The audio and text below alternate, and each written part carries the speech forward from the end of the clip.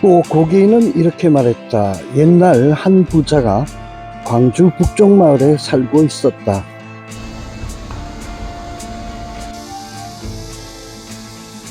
카드에서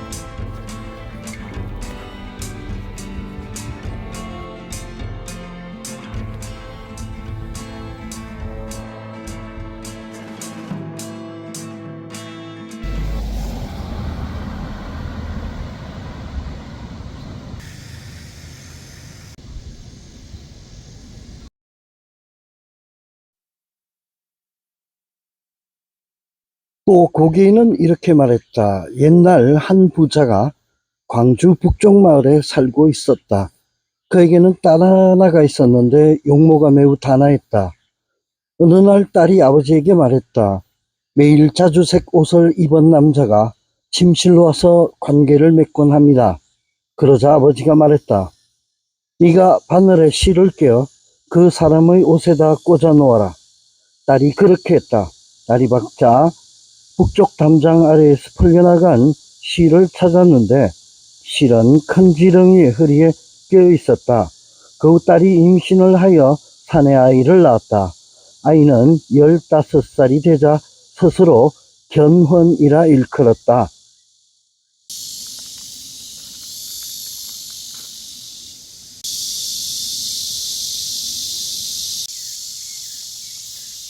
견훤은 상주 가은현, 현재는 문경 가은읍입니다. 867년에 아자개의 아들로 태어납니다. 아자개는 농사를 짓다가 세력을 키워서 사불성으로, 사불성은 현재의 그 옆에 군 상주 사벌이라는 곳인데요. 거기에서 885년에서 887년으로 추정하는 시기에 스스로 장군이라고 칭합니다. 자, 그런데 889년에 아주 역사책에도 실려있는 원종 애노의 난이 바로 사불성에서 일어납니다. 아마 원종 애노의 난을 평정하는데 아자개가 공헌을 했지 않을까 추정해 봅니다. 왜냐하면 889년 이후에도 여전히 사불성의 호족 세력가로 자리하고 있기 때문입니다.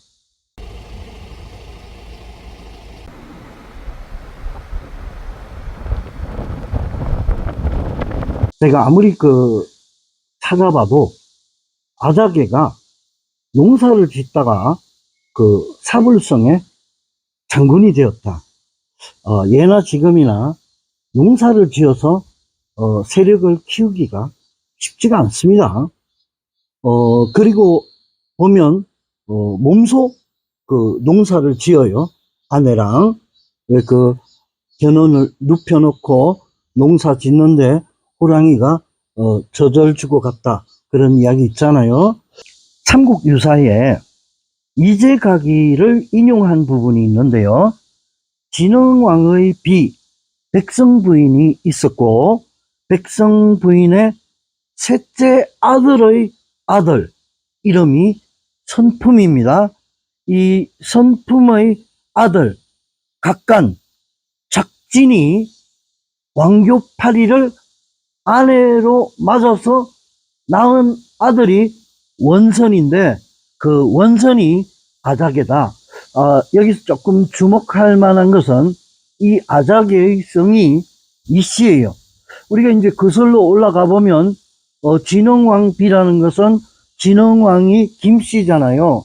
그러면 이 백성부인이 진흥왕 말고 다른 즉 이씨성을 가진 사람이랑 아이를 낳았다. 그 아이가 이어져서 결국은 아자개가 되었다. 자, 어쨌든 많이 내려오긴 했지만은 어쨌든 로얄 패밀리죠. 자, 그러면 현재는 뭐 가난한 농부일 수 있지만은 아주 신분을 중요시하는 신라 사회에서는 이 아자개의 어떤 족보가 매우 요긴하게 쓰일 수도 있죠. 자, 그러면 우리가 그 다음 부분을 또 살펴보면요. 옛날 한 부자가 광주 북쪽마을에 살고 있었다. 그에게는 딸 하나가 있었는데 용모가 매우 단아했다. 어느 날 딸이 아버지에게 말했다. 자, 여기서 삼국사기에는 가은현으로 돼 있으니 일현이 잘못했다. 일현이 잘못한 게 아니고 잘못했다면 고기가 잘못한 거죠. 일현은 안 고치고 그냥 그대로 전하는 스타일입니다. 여기서 우리가 이제 눈여겨볼 것은 부자죠. 그리고 이 딸의 용모는 매우 단아했다. 이 경제력이 대단함을 알 수 있습니다. 어느 날 딸이 아버지에게 말했다. 매일 자주색 옷을 입은 남자가 이 남자는 잘생겼는지는 모르지만은 매일 자주색 옷을 그 하나로 계속 입고 온다는 것은 이거는 경제력이 좀 안 좋을 수도 있죠. 남자가 침실로 와서 관계를 맺곤 합니다. 잘생겼나가 봐요. 그러자 아버지가 말했다. 네가 바늘에 실을 깨어 그 사람의 옷에다 꽂아 놓아라. 딸이 그렇게 말했다. 날이 밝자 북쪽 담장 아래에서 풀려나간 실을 찾았는데 실은 큰 지렁이의 허리에 끼어 있었다.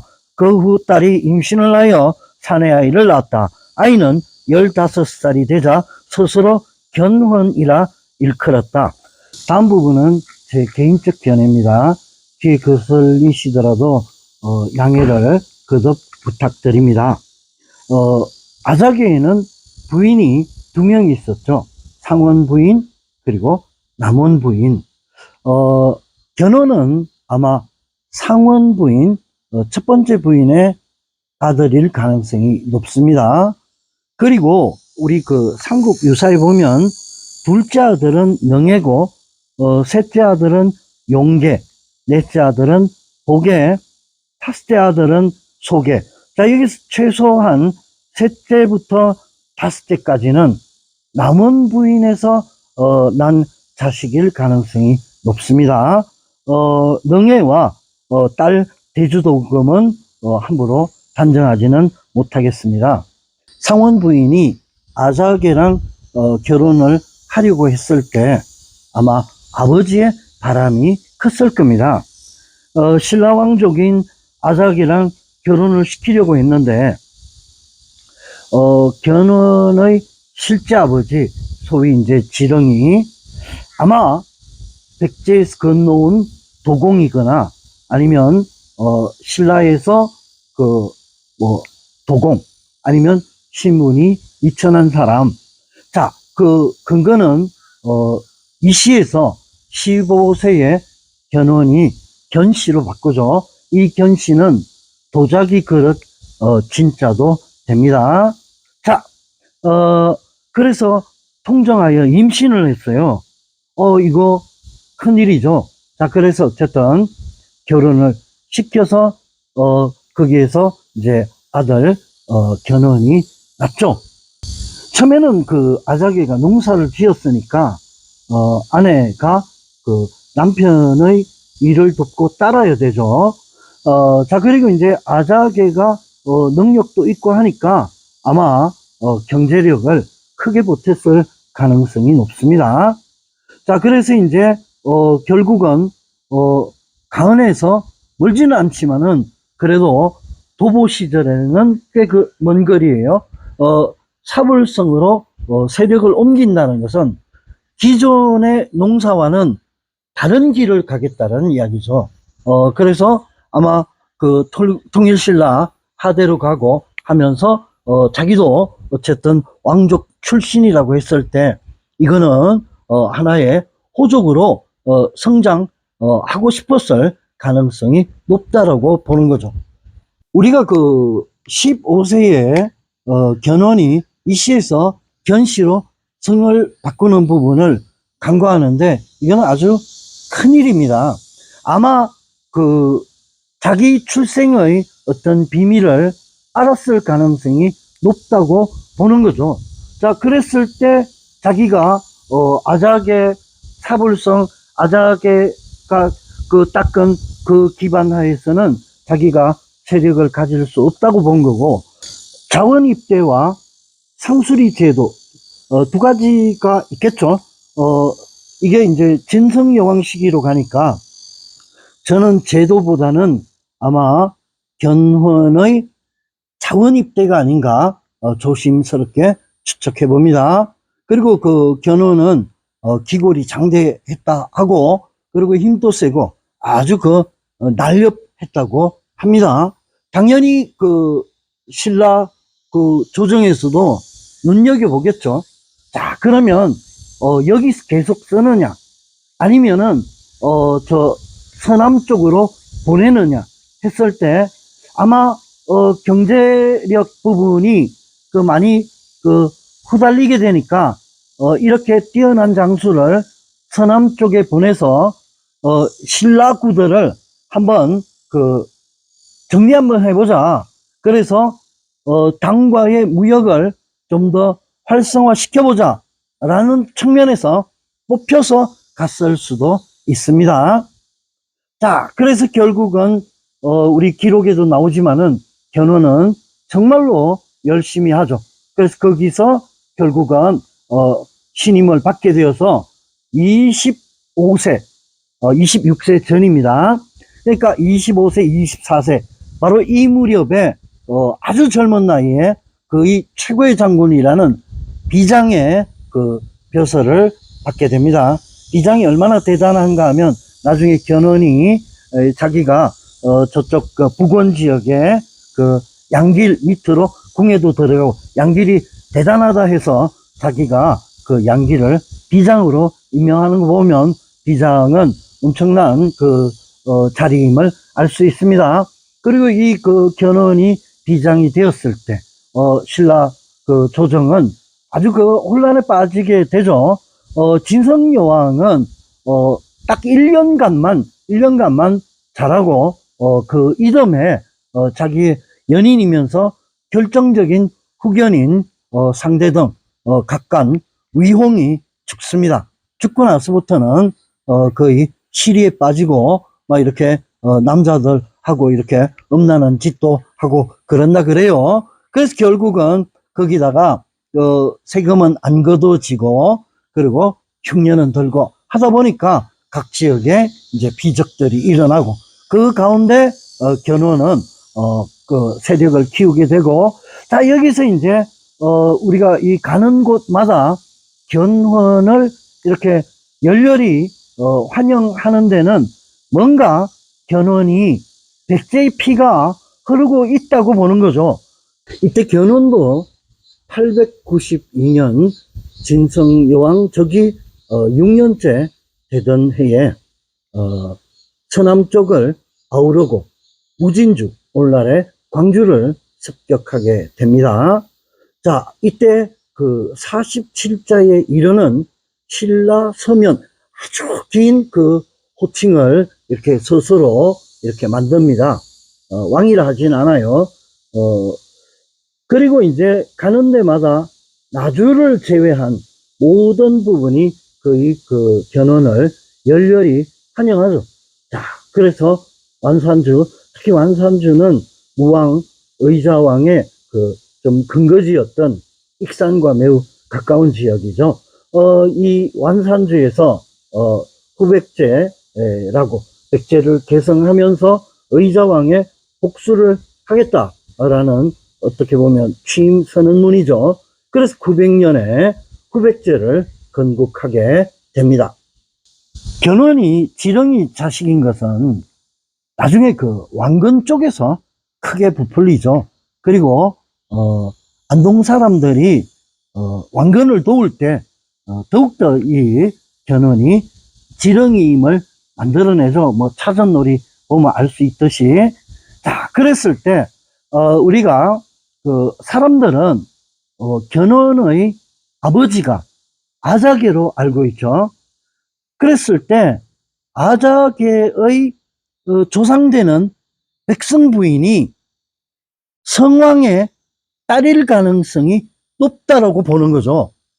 자, 그리고 또 견훤의 엄마 쪽도 백제에서 신라 쪽으로 이주해간 백제 세력가일 가능성이 높다라고 보는 거죠. 아마 이런 부분이 더욱더 견훤에 열광하지 않았나 이렇게 생각해 봅니다.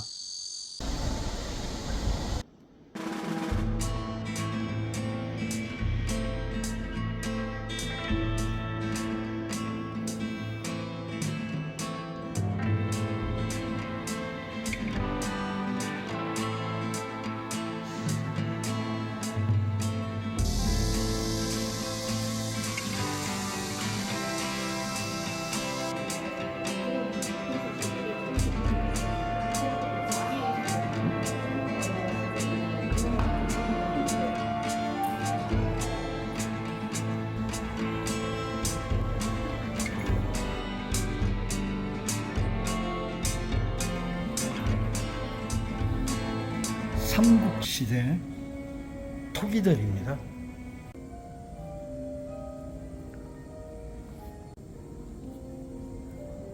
통일신라시대 유물들입니다. 고려시대 도자기들입니다. 상주지역 조선시대 유물들입니다.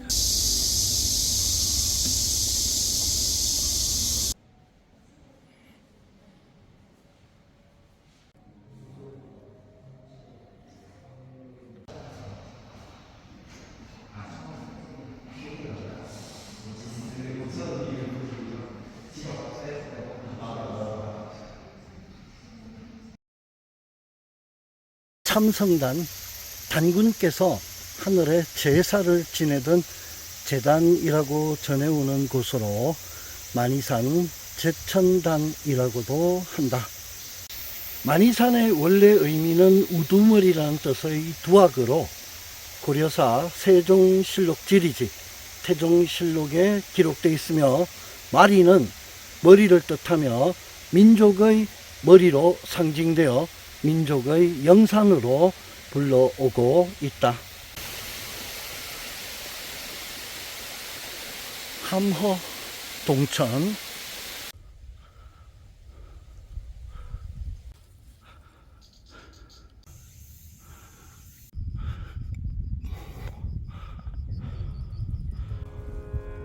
갑자기 기상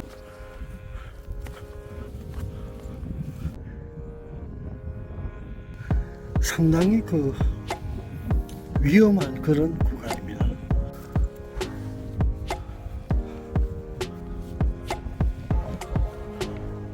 다 유명한 데는 이유가 있습니다.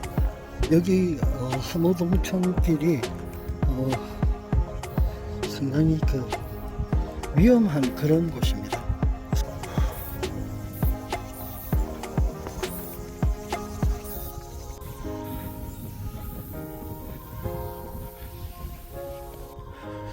여섯 시 49분입니다.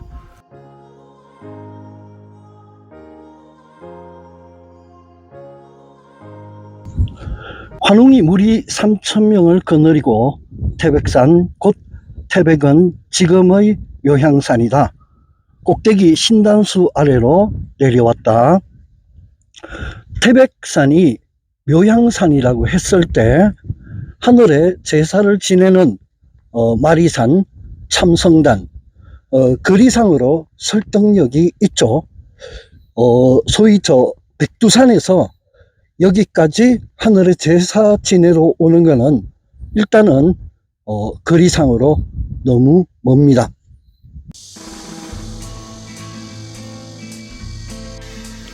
인각산은 경북 군위에 위치하고 있습니다.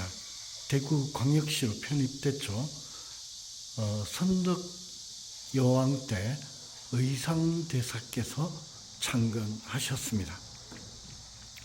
고려 충렬왕 때 일현이 연로한 어머니를 모시기 위해 이곳에 거처하면서 구산문도회를 2번이나 개최하였고 여기서 삼국유사를 저술을 하였다고 합니다.